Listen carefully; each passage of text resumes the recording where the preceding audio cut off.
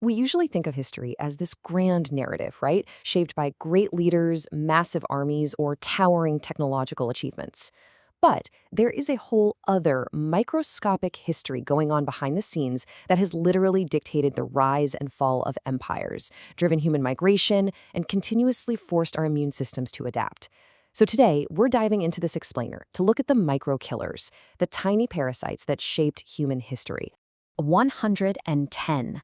Now, it's a staggering number that basically defies the normal laws of physics as we experience them in our daily lives. And crazy enough, it belongs to one of nature's most resilient and successful parasites. Powered by an elastic protein called resilin, this tiny insect possesses a literal superpower, one that's allowed it to easily traverse between hosts and, honestly, fundamentally alter the course of our world. Instead of relying on direct muscle power, fleas store up muscle energy in this resilient pad before releasing it incredibly rapidly, much like a human drawing back a bow and arrow. To put that into perspective for you, they can launch themselves 60 times their own height and 110 times their length. If you were a flea, you could effortlessly leap over 2 entire football fields in a single bound. No way, right?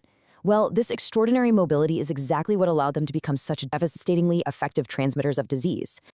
Here is our chronological journey for today. First, the evolution of tiny parasites. Second, ancient vectors of disease. Third, fleas, plagues, and history. Fourth, 19th century epidemic outbreaks. And finally, zoonotic spillovers and pandemics. Part 1. The evolution of tiny parasites. Let's look at the origins of fleas.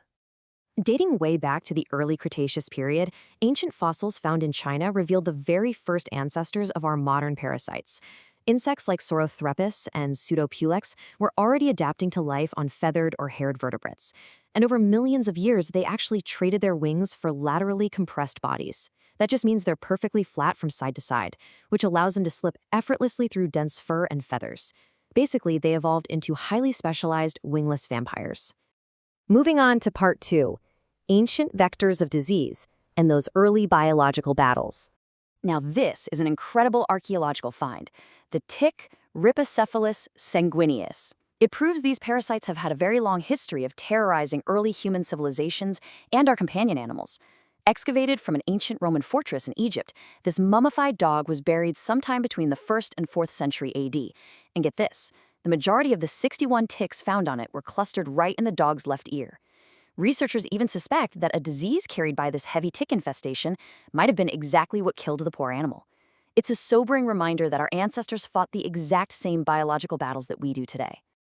And you know, this isn't just a relic of ancient history. Take modern human head lice. Unlike fleas, which can just launch themselves across a room, lice rely on sheer proximity. They spread through physical contact in crowded schools, homes, and public spaces, literally gluing their tiny eggs directly to our hair shafts. From ancient Roman forts to our modern living quarters, our bodies are constantly navigating a shared ecosystem with these micro-killers. Tracing the plague over millennia, we can see exactly how a microscopic bacterium transmitted by insects repeatedly devastated global populations. Recent genomic evidence has actually found the Yersinia pestis bacteria in Bronze Age remains in Britain, dating back 4,000 years. From those early strains, the pathogen persisted, it mutated, and eventually exploded into the Justinian plague in the 6th century and later, the infamous Black Death. Entire societies were transformed, economies collapsed, and history was quite literally rewritten by a single bacterium. Part 3. Fleas, Plagues, and History. Let's talk about the true agents of history. Now, while the common cat flea is certainly a nuisance, the oriental rat flea possesses specific biological traits that made it the absolute perfect transmitter for the deadliest disease in human history. The oriental rat flea lacks the bristly combs found on the cat flea, but what it lacks in bristles, it makes up for in deadly efficiency. This particular flea primarily targets rodents, especially rats. So when those rats live in human settlements, on our ships, and in our granaries, the flea easily makes the leap to human hosts the moment its primary rodent host dies off.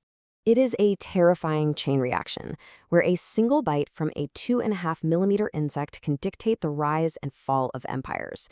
When a flea feeds, its complex mouthparts do 2 things simultaneously. They suck up blood and they squirt saliva, or even regurgitated, partially digested blood, back into the open wound. Yuck, right?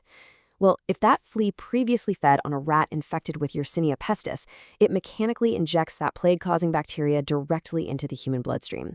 This microscopic exchange is the exact mechanism that wiped out tens of millions of people. Part 4. 19th Century Epidemics and the Tragedy in Varna. Fast forward to the Crimean War, where human movement and poor sanitation violently collided with biological threats. Varna, which was a bustling Black Sea port in modern-day Bulgaria, became a massive staging point for Allied French and British troops in the 1850s. The combination of intense summer heat, severely crowded military camps, and huge shortages of clean water set the stage for an absolute biological catastrophe. 5,000. That is how many French soldiers were lost to cholera alone in Varna. Think about that.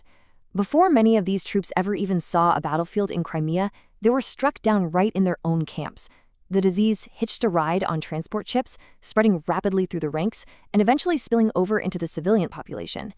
It was a horrific reality of the era. Tiny microbes and insect vectors were far more lethal than enemy artillery. Soldiers would be perfectly healthy in the morning and dead by the afternoon. It was so bad that the camps were completely overwhelmed, and ships sitting in the harbor actually had to be converted into floating hospitals just to handle the overflow of the dying. The combination of heat, lack of clean water, and crowded quarters allowed vector-borne and waterborne diseases to absolutely decimate the populations. And it wasn't just cholera, it was a full-blown epidemic cocktail.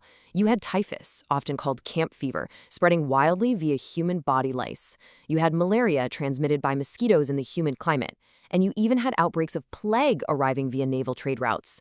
Varna proves that whenever humans mass together without proper sanitation, we are basically sending an open invitation for these microscopic killers to thrive. Part 5. Zoonotic spillovers and pandemics, bringing it to the modern day. Whether it's a flea transmitting the Black Death or a virus jumping from wildlife, the core biological event is exactly the same: zoonosis. Most human infectious diseases actually originate in animals. When the barrier between human and animal habitats breaks down, pathogens find new hosts. Just look at the mechanics of a modern spillover event, like the SARS outbreak back in 2002. The virus naturally circulated harmlessly in wild bat populations, but then it jumped to an intermediate host, in this case palm civets, which were brought into extremely close proximity with humans in live animal markets.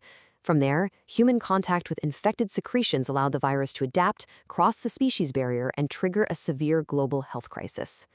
Ultimately, our modern interconnected world and our ongoing intrusion into natural ecosystems simply provide brand new avenues for these ancient microscopic killers.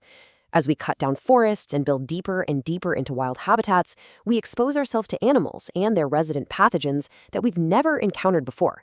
When you combine this with the illegal wildlife trade and airplanes that can cross the globe in a matter of hours, you have a recipe for rapid pandemic spread that makes the ancient Silk Road look like a slow crawl. I want to leave you with this thought to consider. In the endless evolutionary arms race between humans and parasites, who really holds the upper hand? Sure, we've mapped genomes and developed vaccines, but as history has shown us, from those 2,000-year-old ticks in Egypt to the devastating plagues of Europe to modern viral spillovers, these tiny organisms are masterful survivalists. By understanding our shared history with these micro-killers, we can better prepare for the spillovers of tomorrow. Thanks for tuning into this explainer.